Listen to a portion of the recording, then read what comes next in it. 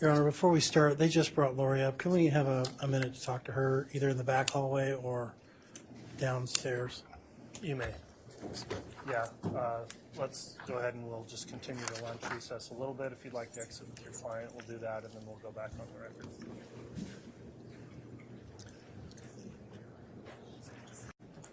Thank you. Please be seated.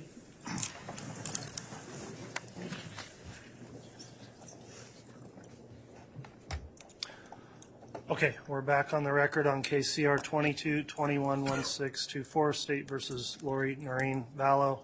We broke for lunch and had a long lunch break. Legal issues arisen that the court did take up a sidebar with counsel off the record, have been advised of a situation that needs to be argued and determined outside of the presence of the jury at this time. So Mr. Archibald, Mr. Thomas, I'm aware that your client would have a request at this time. I need to consider that request and hear argument from the state. We'll make a determination and then proceed forward regardless of the determination with additional evidence today. So would it be Mr.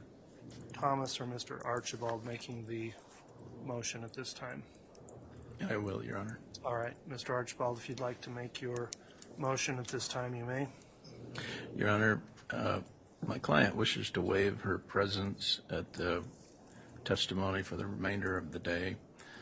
It was emotional this morning, and she indicated to us she did not want to attend this afternoon.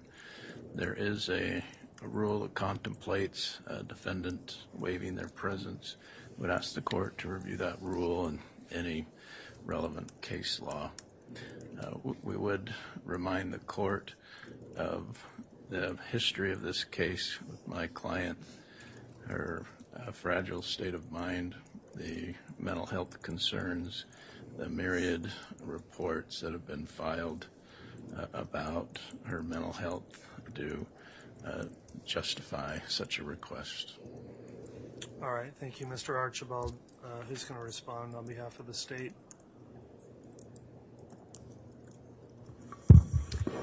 Thank you, Your Honor. I will be responding for the state.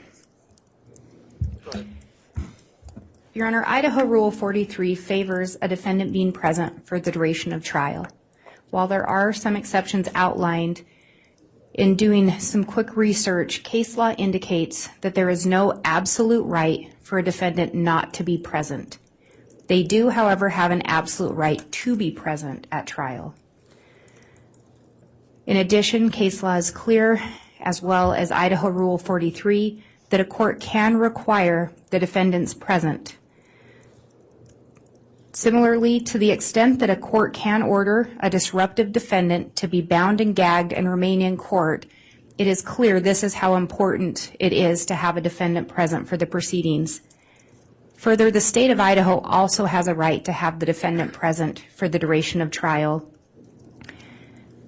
This isn't the first time that this court has dealt with the defendant's refusal to participate in the proceedings or come out for proceedings. We respect that it is the court and not the defendant that controls the proceedings and how they move forward. If this court is to consider the request of the defense counsel for the defendant not to be present, the state would request that this court conduct an inquiry with the defendant on the record. I think case law is clear that that is a requirement in order for a finding that the defendant does not need to be present. But I would again indicate case law is very clear, as well as Rule 43, that this court could override the defendant's request not to be present and require her presence in the courtroom. Further, if the court is to have the inquiry and determine that the defendant is going to be allowed to refuse to participate in certain portions of the proceedings, the state would request a jury instruction reflecting such, that it was due to no fault of the state, but that the defendant chose not to be present for certain portions or certain evidence being presented.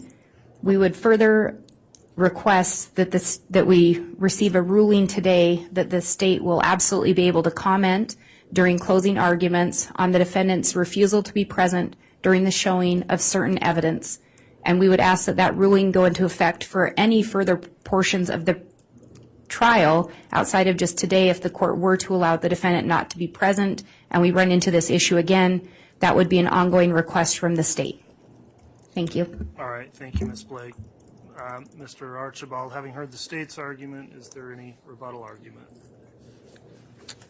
I think jury instructions at this point would be premature. So typically there's a jury instruction conference at the end of the case. So I'd ask the court to reserve ruling on that matter. All right, thank you, Mr. Archibald. All right, well, this issue came up over the lunch hour. I've spent some time with my staff attorney also researching the issue. I've heard argument from counsel, and I appreciate you taking the time to quickly research that issue. I am prepared to make a ruling. So Idaho Criminal Rule 43 is the rule that deals with the presence of the defendant. In addition, a defendant has the right to be present at their trial as secured by both the United States Constitution and the Idaho Constitutions. And there is some authority out there about a voluntary or involuntary absence after trial started. So walking through the rule, presence is required under 43A subsection 3 at every stage of the trial, including the impaneling of the jury and the return of the verdict. And then there's a set of presence not required list under 43B, which don't apply here. And then Part C is waiving continued presence. So the rule does have some contemplation about presence being waived. And that states, in general, a defendant who was initially present at trial or other proceedings waives the right to be present under the following circumstances. The first circumstance, Part A, when the defendant is voluntarily absent after the trial has begun, regardless of whether the court informed the defendant of an obligation to remain during trial. The rule goes on to talk about the waiver's effect under Part C2. If the defendant waives the right to be present, the proceeding may continue to completion, including the verdict's return and sentencing during the defendant's absence. There's one case in Idaho, fairly recent, from 2021 called State versus Crop, 168 Idaho 948, and that goes through an analysis of the defendant's presence. It states that the right to be present at trial is secured by both the United States Constitution and the Idaho Constitution. Like other constitutional rights, the right to be present can be waived. A defendant, after having been present at the trial's inception, can waive this constitutional right through a later voluntary absence. And then it talks about a three-step process to determine whether an absence is voluntary or not.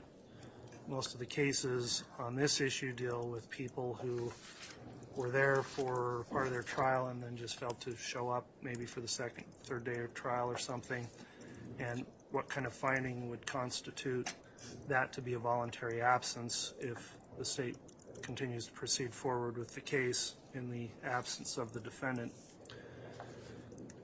There's not really any controlling law I've seen in Idaho on what the authority of the court is to override a request for a defendant to be voluntarily absent.